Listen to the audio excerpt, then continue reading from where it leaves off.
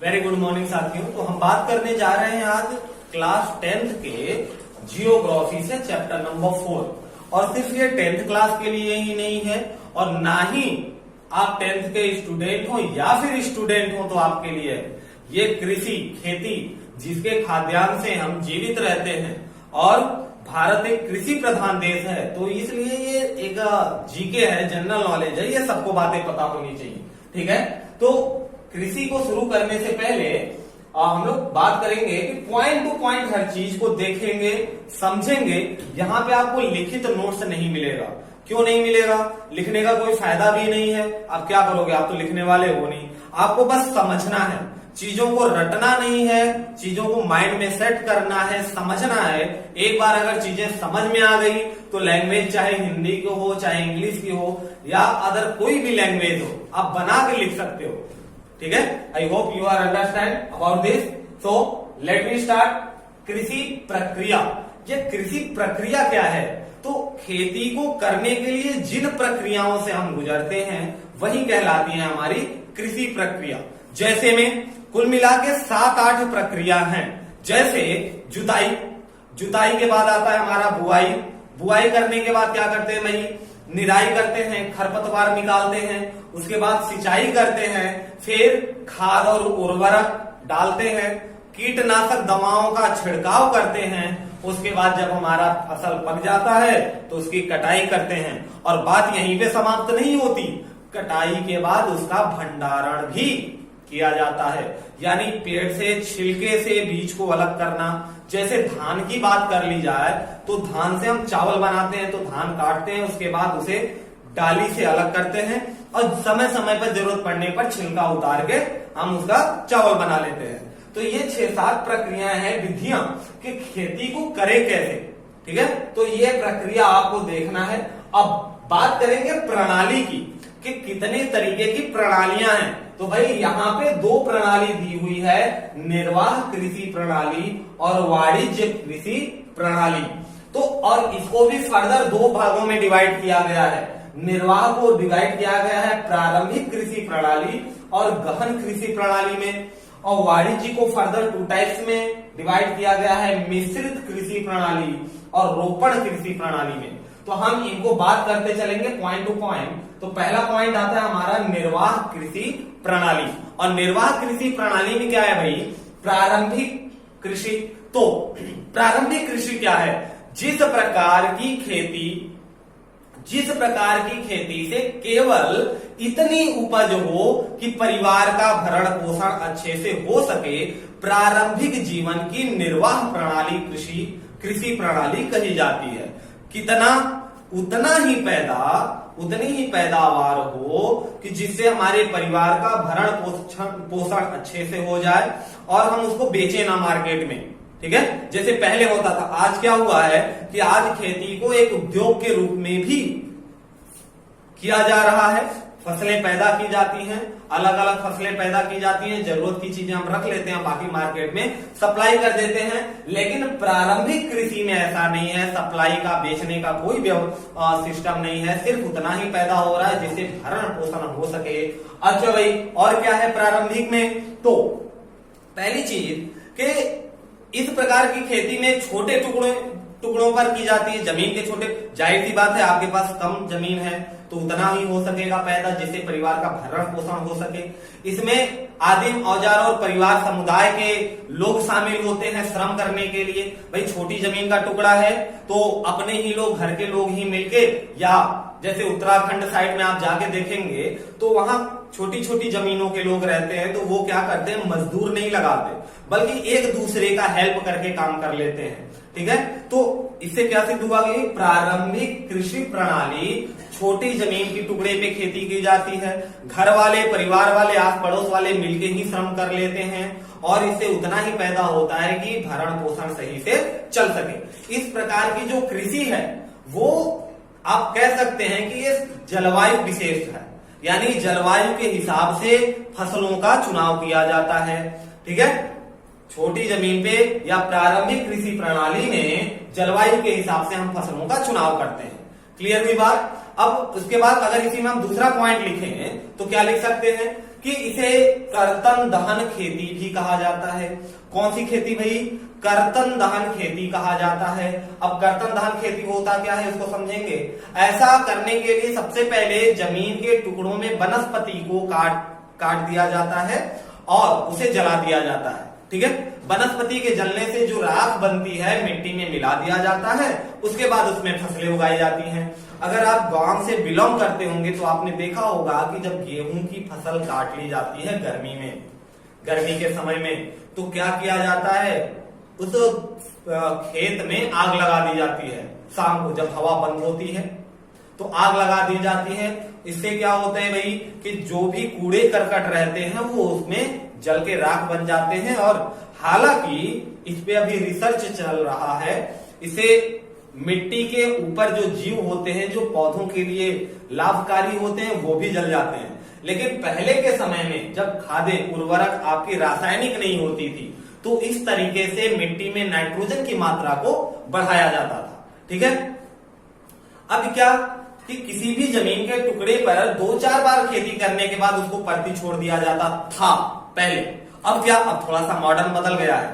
तो हम प्रारंभिक कृषि प्रणाली की बात कर रहे हैं, तो अगर 3-4 बार किसी खेत में एक ही फसल आप पैदा कर लेते हैं तो उसकी उर्वरा शक्ति थोड़ी कमजोर हो जाती है।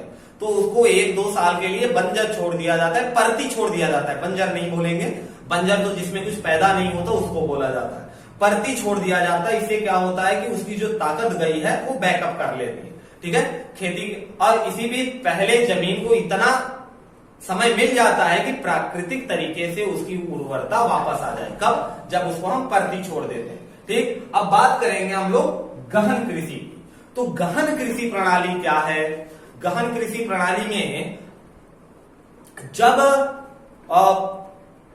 जब जमीन के टुकड़े पर या ये कहें कि कृषि के उस भूभाग पर जिसपे हम खेती कर रहे हैं उस भूभाग पर सघन आबादी वाले क्षेत्र में होती है और उसे गहन जीविका कृषि कहते हैं। कैसा? अगर कोई खेती बड़े भूभाग पर हो रही है और उस भूभाग पर एक बड़ी आबादी डिपेंड है तो उसे हम गहन जीविका की कृषि कहते हैं। ठीक, और इस प्रकार की कृषि में जैव रासायनिक निवेशों और सिंचाई का अत्यधिक इस्तेमाल किया जाता है। जैव रासायनिक का मतलब क्या हुआ भाई? उर्वरा शक्ति बढ़ाने के लिए जो यूरिया, डीएपी, नाइट्रोजन की मात्रा देते हैं हम पौधों को, और आर्टिफिशियल तरीके से जो खाद पैदा करते हैं, उर्वरक पैदा करते हैं, वो हो गई। और सिंचाई की व्यवस्था जैसा हमने प्रारंभिक कृषि में देखा कि ये जलवायु विशेष है, यानी जिस हिसाब का मौसम रहेगा पानी की सुविधा तो चाहिए ना फसल के लिए। अब अगर एक बड़ी आबादी है, बड़ी आबादी के भरण पोषण के लिए ज्यादा अन्न पैदा होना चाहिए, अनाज पैदा होना चाहिए, तो उसके लिए टेक्नोलॉजी भी सही चाहिए। टेक्नोलॉजी मीन्स दैट के सिंचाई की व्यवस्था। अच्छा, सिंचाई की व्यवस्था बहुत इफेक्ट डालती है। अभी हम आगे देखेंगे इसी क्रम में कि हरित क्रांति जब भारत में आई थी तो उसका प्रभाव सबसे ज्यादा कहां पड़ा? पंजाब हरियाणा क्षेत्र में पड़ा, थोड़ा सा पश्चिमी उत्तर प्रदेश और थोड़ा सा राजस्थान, जहां पे सिंचाई की सुविधा अच्छी थी वहां पे उसका प्रभाव अच्छा पड़ा था। और चावल के मामले में तमिलनाडु, आंध्र प्रदेश, वहां पे भी हरित क्रांति का प्रभाव थोड़ा सा पड़ा था। खैर, अभी बात हो रही थी गहन कृषि की। तो गहन कृषि प्रणाली वही प्रणाली है कि बड़े भूभाग पर और बड़ी आबादी के लिए अगर हम कृषि कर रहे हैं तो हमको सिंचाई की सुविधा और खाद वगैरह भी व्यवस्था करनी पड़ेगी। ठीक है, अब हम बात करेंगे वाणिज्य कृषि की। और वाणिज्य में 2 टाइप आते हैं, मिक्स और रोपण। तो जरा हम समझ लेते हैं कि वाणिज्य कृषि है क्या। तो जब खेती का मुख्य उद्देश्य पैदावार की बिक्री करना हो। अभी हमने पहले क्या देखा था भाई? प्रारंभिक में सिर्फ उतना ही पैदा हो जिससे भरण पोषण हो सके। लेकिन अगर इसी का उद्देश्य हो जाए कि भरण पोषण के साथ साथ हम थोड़ी बहुत बिक्री भी कर सकें और थोड़ा इनकम जनरेट कर सकें, तो ये चली जाए किसमें? वाणिज्य। वाणिज्य का मतलब होता है आपका व्यापार टाइप का। ठीक है, तो हुआ क्या कि वाणिज्य खेती उसे पैदावार उसे कहते हैं जिसका मुख्य उद्देश्य हो कि पोषण के थ्रू के सिवा थोड़ा बहुत अनाज बेचा जाए। इस प्रकार की खेती में आधुनिक साजो सामानों का पूरा इस्तेमाल किया जाता है। इसमें पैदावार अधिक हो जाता है। और इस्तेमाल किस चीज का करते हैं हम लोग? अच्छी क्वालिटी के बीज, रासायनिक उर्वरक, कीटनाशक, खरपतवार को कम करने वाले दवाएं।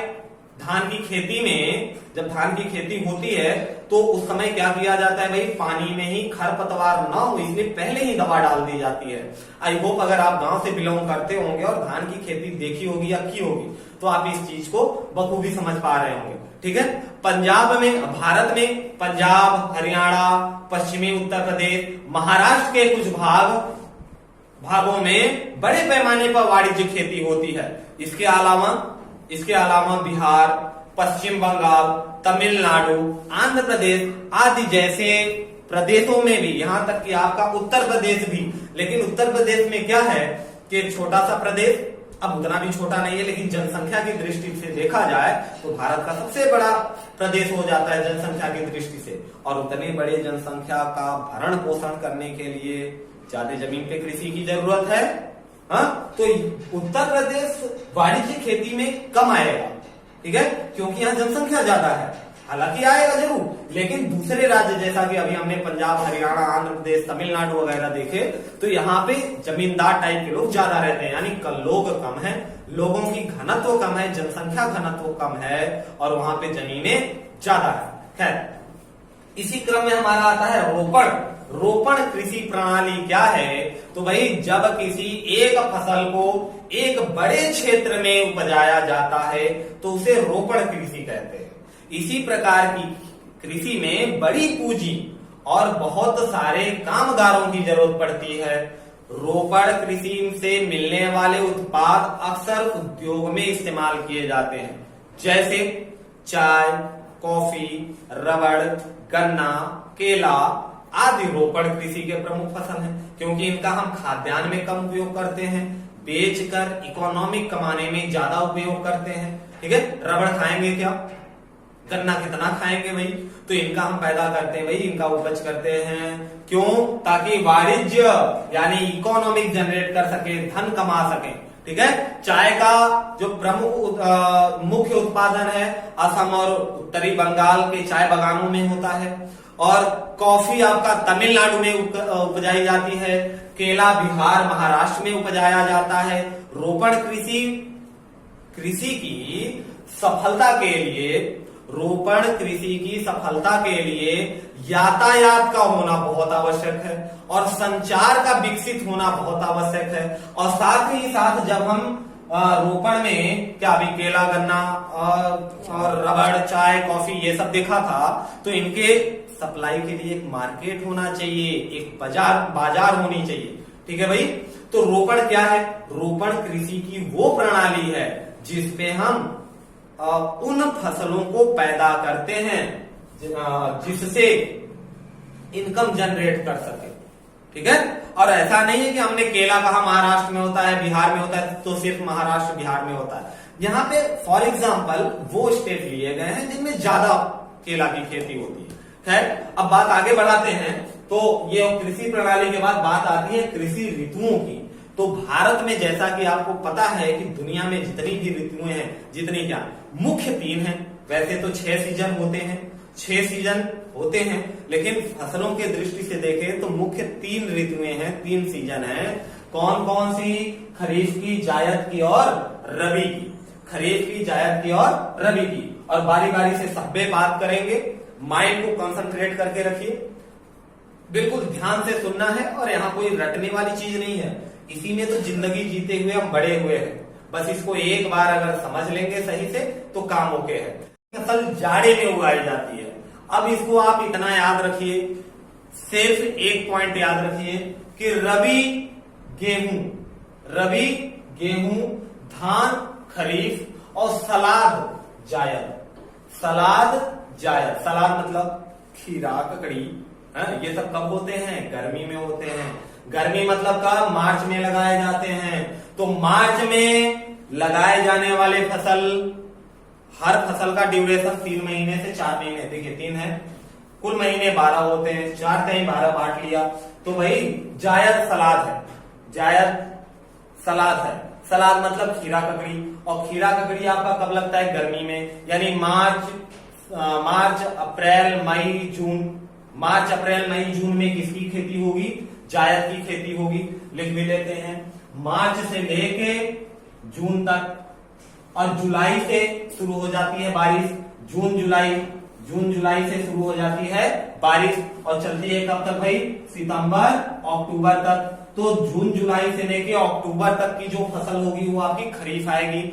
और इसको याद रखने का कुछ है ही नहीं, बस आपको एक चीज याद रखनी है कि धान होती है खरीफ में और गेहूं होती है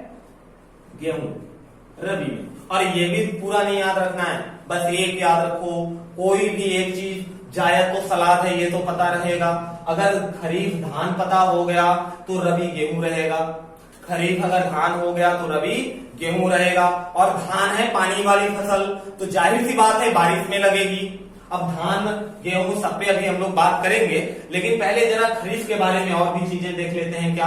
तो रबी की फसल जाड़े में उगाई जाती है, इसलिए इसे जाड़े की फसल भी कहते हैं। रबी की बुआई कब की जाती है भाई? अक्टूबर नवंबर के महीने में शुरू हो जाती है, दिसंबर तक इसकी बुआई चलेगी। फिर फरवरी से, अब जो चीज सितंबर में बो दी गई फरवरी में काट ली जाएगी अक्टूबर में, ठीक है, अक्टूबर से फरवरी में। फरवरी मार्च तक कटाई चलती है, फरवरी मार्च अप्रैल तक कटाई चलेगी किसकी?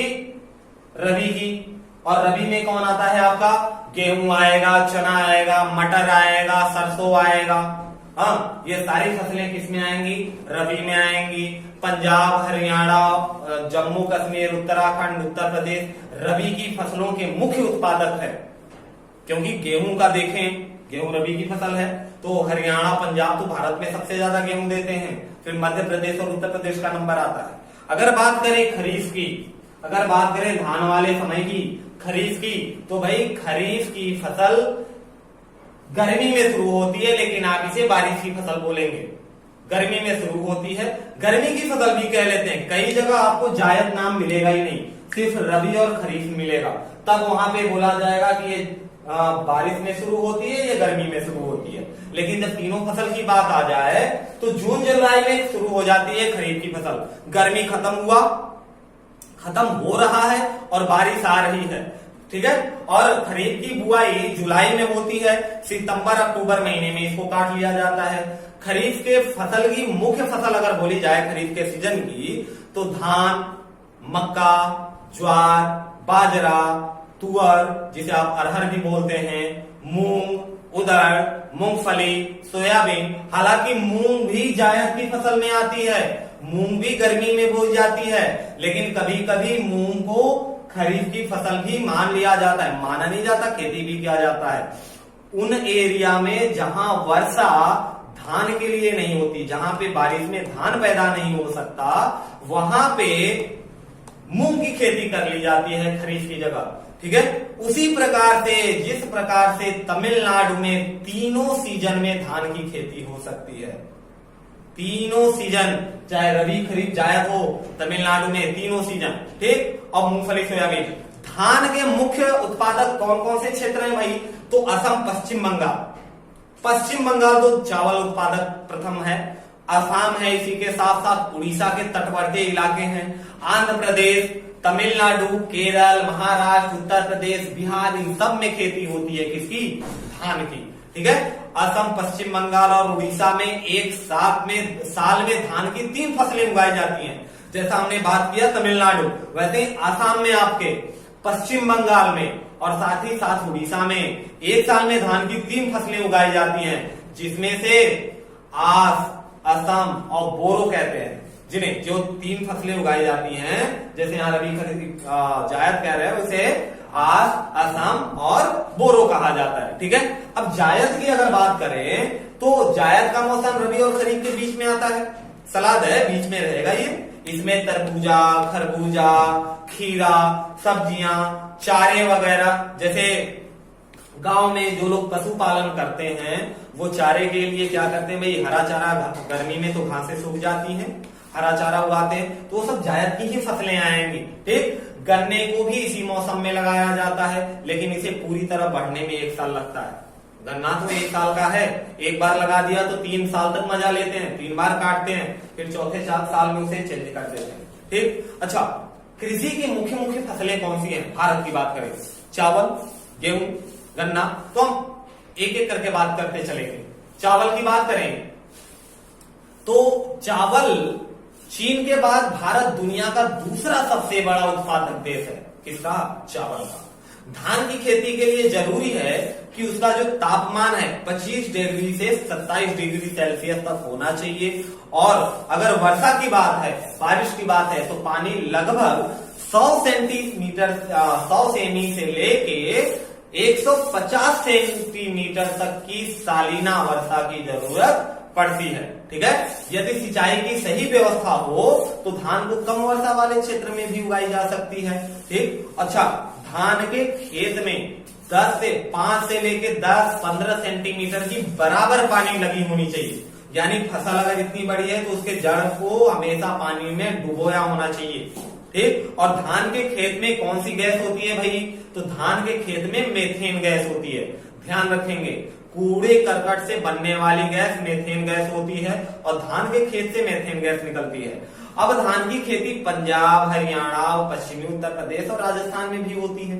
ठीक है, इसके लिए क्या करना होता है भाई? पानी की व्यवस्था। तो आप इन क्षेत्रों में देखेंगे तो नहरों की और ट्यूबवेल की और बोरवेल की अच्छी व्यवस्थाएं हो चुकी है। खैर, इसी क्रम में हम बात करेंगे गेहूं की। ठीक, तो गेहूं का जो उत्पादन है वो 50 से लेके 75 सेंटीमीटर सालाना बारिश की जरूरत होती है। धान के लिए 100 से 150 सेंटीमीटर, लेकिन गेहूं के लिए कितना भाई? 50 से लेके 75 सेंटीमीटर की। और तापमान की अगर बात करें तो गेहूं को बढ़ने के लिए, उगने के लिए 20 सेंटीमीटर, बढ़ने के लिए 25 सेंटीमीटर और पकने के लिए 15 से 20 सेंटीमीटर में बोया जाता है। 20 से सेल्सियस में, डिग्री सेल्सियस में, और 20 से 25 में ये बढ़ता है, ग्रोथ करता है, और 25 के ऊपर पहुंचा 27 तक तो पकने लगता है। जैसा कि आप देखते हैं, जैसे ही गर्मी का मौसम आता है तो गेहूं की कटाई शुरू हो जाती है। ठीक है, गेहूं के मुख्य उत्पादक अगर क्षेत्र की बात करें तो पश्चिमी उत्तर के गंगा समतल के मैदान और दक्षिण के काली मृदा वाले क्षेत्र गेहूं के मुख्य उत्पादक क्षेत्र हैं, जिसमें से आपका पंजाब, हरियाणा, उत्तर प्रदेश, बिहार, राजस्थान, ऑब्वियसली बिना मध्य प्रदेश को छोड़े, क्योंकि मध्य प्रदेश तो तीसरे नंबर पे आता है गेहूं उत्पादन में। हाँ, तो गेहूं उत्पादन के ये क्षेत्र हैं, कौन कौन से? पंजाब, हरियाणा, बिहार, राजस्थान और मध्य प्रदेश। अब मोटे अनाज की बात करें तो मोटे अनाज का मतलब क्या हुआ? ज्वार, मक्का, बाजरा, ये सब मोटे अनाज हैं। तो भारत में उगने वाले मोटे अनाज में मुख्य रूप से ज्वार, बाजरा और रागी, ज्वार, बाजरा और रागी आते हैं। हालांकि ये मोटे अनाज हैं, लेकिन इसमें पोषक तत्वों की भरपूर मात्रा होती है। आपने देखा होगा पंजाबी हिष्ट पुष्ट, हट्टे कट्टे और लंबे चौड़े होते हैं, और खाते क्या है भाई? मक्के की रोटी, सरसों का साग। तो सरसों का साग हरा और मक्के की रोटी प्रोटीन, विटामिन से भरपूर। खैर, ज्वार की बात करें तो ज्वार उत्पादन के मामले में महाराष्ट्र सबसे आगे है। ज्वार का उत्पादन महाराष्ट्र सबसे आगे है, और ज्वार की खेती कर्नाटक, आंध्र प्रदेश और मध्य प्रदेश में भी बहुत अच्छे पैमाने पे की जाती है। ज्वार के उत्पादन के लिए अक्सर आर्द्र क्षेत्रों वाले एरिया में इसको उगाया जाता है, जिसमें सिंचाई की जरूरत नहीं पड़ती। अब आर्द्र का मतलब यहाँ क्या है भाई? तो आर्द्र का मतलब होता है नमी, आर्द्रता, जहां पे हवा में पानी उड़ रहा हो। हवा में क्या? पानी उड़ रहा हो, तो वो आर्द्र भूमि हो गई, आर्द्र क्षेत्र हो गए। ठीक है, अब बाजरा की बात करें, हमने गेहूं की, चावल की बात की, गेहूं की बात की, और मक्का, बाजरा, ज्वार की बात हो गई। अब बाजरे की बात, तो बाजरे में क्या है कि बाजरे को बलुई, उथली काली मिट्टी में अधिक बोया जाता है। ठीक है, राजस्थान का जो क्षेत्र है उसमें बाजरे का बहुत अच्छा उत्पादन होता है, और राजस्थान आप देख ही रहे हैं कि बालू वाली मिट्टी ज्यादा मिलती है। इसके साथ ही साथ उत्तर प्रदेश, महाराष्ट्र, गुजरात और हरियाणा वाले क्षेत्र में भी बहुत अच्छे पैमाने पर बाजरा उत्पन्न किया जाता है, उत्पादन इसका किया जाता है, खेती की जाती है। रागी, यहाँ पे हो सकता है आपको एक नया टर्म मिले, एक नया फसल का नाम सुनने को मिले, रागी। ठीक है। तो आखिर ये रागी होता क्या है? तो रागी भी मक्के ज्वार की तरह ही मोटा फसल है। रागी को शुष्क प्रदेशों में लाल काली मिट्टी और बलुआ दोमट मिट्टी, उथली काली मिट्टी में उगाया जाता है। किसमें भाई? लाल मिट्टी में, काली मिट्टी में, दोमट मिट्टी में। कौन सी दोमट? बलुआ दोमट। और उथली काली मिट्टी में इसका उत्पादन अच्छे से किया जाता है। और रागी के उत्पादन में महाराष्ट्र पहले नंबर पे आता है, उसके बाद तमिलनाडु का स्थान लगता है। पहला नंबर महाराष्ट्र का रागी के लिए और दूसरा नंबर तमिलनाडु का। वेरी बहुत अच्छे। अब बात आती है मक्का की। तो जैसा कि आपको पता है कि मक्का कंकड़ीली पथरीली जमीनों पे भी हो जाता है। तो और मक्के का जो इस्तेमाल है खाद्यान्न और चारे दोनों के रूप में किया जाता है। पुरानी जलोढ़ मिट्टी मक्का के पैदावार के लिए सबसे नंबर 1 है। इसके साथ ही जैसा कि हमने बात किया कंकड़ीली मिट्टी में भी मक्का हो जाता है। और मक्के के लिए 21 डिग्री से 27 डिग्री तक टेम्परेचर की जरूरत होती है। 21 डिग्री सेल्सियस से लेके 27 डिग्री सेल्सियस तक जरूरत होती है टेम्परेचर की। कर्नाटक, उत्तर प्रदेश, बिहार, आंध्र प्रदेश और मध्य प्रदेश मक्का के उत्पादन के प्रमुख क्षेत्र है। ठीक है। अब दालों की बात कर ले भाई, अभी तो फसल हो रहा है दलहन। दलहन।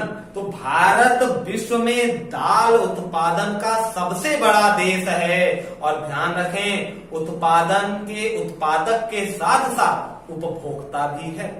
यानी भारत में जितनी दाल पैदा होती है विश्व में उतनी दाल कहीं पैदा नहीं होती। और भारत जितना दाल स्वयं यूज करता है उतनी दाल, बिल्कुल ये मसाले वाली बात हो गई, उतनी दाल विश्व में, यानी भारत दाल के मामले में सबसे बड़ा उत्पादक और सबसे बड़ा उपभोग करता है।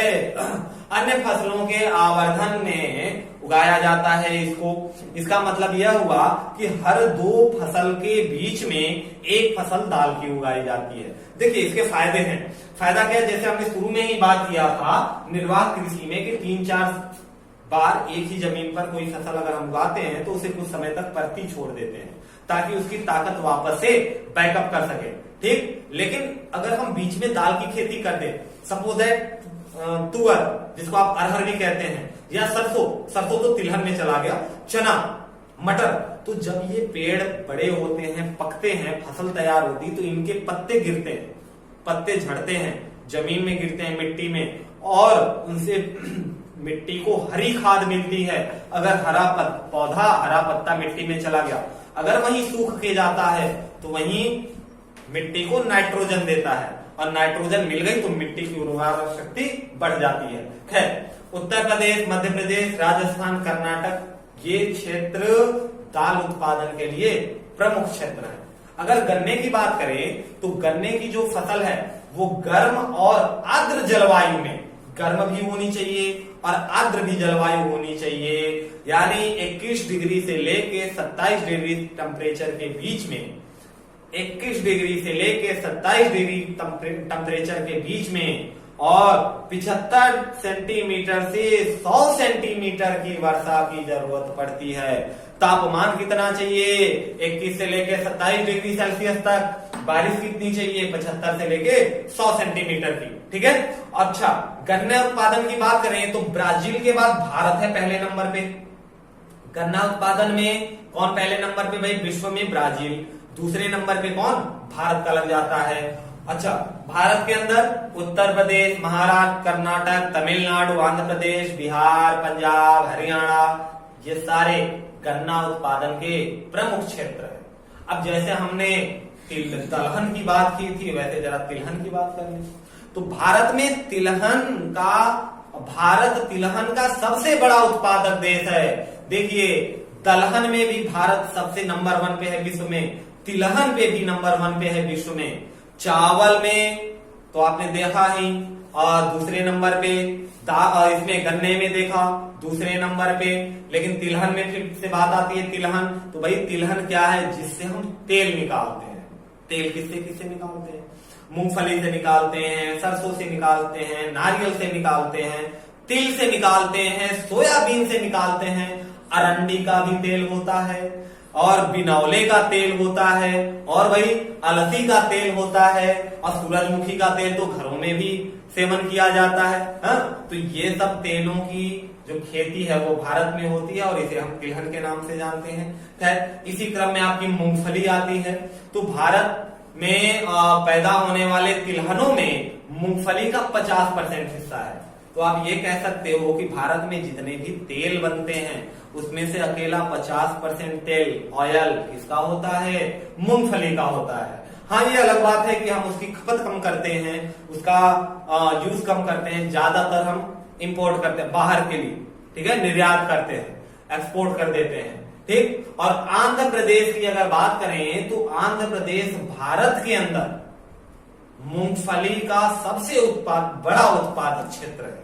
कौन? आंध्र प्रदेश। इसी के साथ या इसके बाद कह लें आप कि तमिलनाडु, कर्नाटक, गुजरात और महाराष्ट्र का नंबर आता है। आंध्र प्रदेश के बाद तमिलनाडु, कर्नाटक, गुजरात, उसके बाद महाराष्ट्र का नंबर आता है, ठीक है। और मूंगफली एक खरीफ की फसल है, ध्यान रखिए। मूंगफली किसकी फसल है भाई? खरीफ की फसल है। हाँ, कई जगहों पर मौसम के हिसाब से इसको रबी के साथ भी लगा दिया जाता है, लेकिन वो डिपेंड करता है जलवायु पे, ठीक है, एटमॉस्फेयर पे। तो अलसी और सरसों रबी की फसल है। ध्यान दीजिए, तिलहन की बात हो रही है, मूंगफली तो खरीफ की फसल है, लेकिन अलसी और सरसों किसकी फसल है? रबी की फसल है। तिल उत्तरी भारत में खरीफ की फसल है और दक्षिणी भारत में रबी की फसल हो जाती है। अरंडी को रबी और खरीफ दोनों में उगाया जाता है। अरंडी को रबी और खरीफ दोनों में उगाया जाता है, ठीक है। तो यहाँ पे कुछ ध्यान देने वाली बात है। आई होप अगर आप 10th के स्टूडेंट हैं, अदरवाइज ये तो जानकारी सबको होनी चाहिए, लेकिन अगर आप 10th के स्टूडेंट हैं या यूपीएससी की तैयारी कर रहे हैं और उसके लिए एनसीईआरटी प्रीफर कर रहे हैं, तो ये छोटी बातें तो आपके मन में पहले से ही होंगी। यहाँ पे हम क्या कर रहे हैं भाई? रिकॉल कर रहे हैं। जितनी चीजें आपने पढ़ी हैं अभी तक या जानते हैं वो एक बार रिकॉल हो रही हैं, और जिनके लिए नई बात है उनके लिए तो और भी अच्छा है, वो अपने आप को जीरो लेवल पे समझें, अपने को जीरो बना लें और उसके बाद देखें कि क्या मिल रहा है। जो जरूरत की चीजें रखिए, अदरवाइज फॉरगेट करिए, ठीक है। अब बात करते हैं जरा चाय की। फसलों की बात हो रही ना, मुख्य फसलों की। तो उष्ण और उपोष्ण कटिबंधीय जलवायु क्षेत्र की फसल चाय की फसल होती है। यानी चाय के फसल के लिए एक तो उष्ण जलवायु चाहिए और उपोष्ण कटिबंधी, उष्ण जलवायु यानी गर्म जलवायु और उपोष्ण कटिबंधी मतलब गर्म तो रहे, साथ में पानी भी खूब गिरे और पानी रुके ना। इसीलिए आप देखते हैं कि चाय की बागान जहां होते हैं ऐसे ढाल पे खेती होती है। तमिलनाडु, केरल वाले क्षेत्र में ढलान पे खेती होती है, ठीक है। तो बात करते हैं फिर से कि चाय के लिए गहरी मिट्टी और सुगम जल निकास की ढलुआ क्षेत्रों में इसकी खेती की जाती है। ढलुआ का मतलब क्या है? ढाल पे। बारिश कितनी भी हो, पानी चाहिए, खूब चाहिए। ध्यान देंगे, दार्जिलिंग अगर आप घूमने नहीं गए होंगे तो जाइए, नहीं तो चित्र में देख लीजिए, टीवी में देख लीजिए, यूट्यूब पे देख लीजिए। हाँ, दार्जिलिंग का जो क्षेत्र है सीढ़ी नुमा होता है, पहाड़ियां वहां की सीढ़ी टाइप में, बारिश कितनी भी हो सारा पानी निकल जाता है, ठीक है। तो भाई चाय के उत्पादन में गहन श्रम की जरूरत पड़ती है, बहुत ज्यादा मेहनत लगता है। हाँ, असम, पश्चिम बंगाल, तमिलनाडु और केरल ये चाय के मुख्य उत्पादक क्षेत्र हैं। इसके साथ ही दार्जिलिंग की पहाड़ियां अपनी खास चाय के लिए मशहूर हैं। भारत चाय का सबसे बड़ा उत्पादक देश है, ध्यान रखेंगे, भारत चाय का सबसे बड़ा उत्पादक देश है, ठीक है भाई। कॉफी तो चाय की तरह कॉफी भी बागानों में उपजाया जाता है। भारत में सबसे पहले यमन से अरेबिका किस्म की चाय को उगाया गया था। कॉफी, कौन सी कॉफी भाई? कौन सी कॉफी थी? यमन से आया था ये। और अरेबिका कौन सी कॉफी? अरेबिका किस्म की कॉफी, अरेबिका किस्म की कॉफी यमन से आया था सबसे पहले और भारत में उगाया गया था। शुरुआत में कॉफी को बाबा बुदिन पहाड़ियों में उगाया गया था। किन पहाड़ियों में? बाबा बुदन पहाड़ियों में सबसे पहले कॉफी को उगाया गया था। ठीक है भाई। और बागवानी फसलें इसी के क्रम में आती हैं। बागवानी फसलें कौन सी? जिन फसलों का बगीचा लगाया जाता है। अच्छा, भारत में उष्ण और शीतोष्ण कटिबंधीय फसलों का, फलों का उत्पादन होता है। जैसे में आपके महाराष्ट्र, आंध्र प्रदेश, उत्तर प्रदेश, पश्चिम बंगाल के आम, नागपुर और चेरापूंजी के संतरे, केरल, मिजोरम, महाराष्ट्र, तमिलनाडु के केले, उत्तर प्रदेश और बिहार की लीची, मेघालय के अनानास और भाई आंध्र प्रदेश और महाराष्ट्र के अंगूर, कश्मीर और हिमाचल के सेब, नाशपाती, खुबानी और अखरोट पूरी दुनिया में, जी हाँ, ये सिर्फ भारत में नहीं पूरी दुनिया में मशहूर है। ठीक है। और ये तो बागवानी वाली फसलें थी। और सब्जी भी तो उत्पादित होती है जायद के महीने में। तो भारत सब्जियों और फलों का सबसे बड़ा उत्पादक देश है। भारत में पूरे विश्व के उत्पादन की लगभग 13% सब्जियां उगाई जाती हैं। पूरे विश्व में जितनी सब्जियां उगाई जाती हैं उसका 13% अकेले कहां पे? भारत में उगाई जाती है।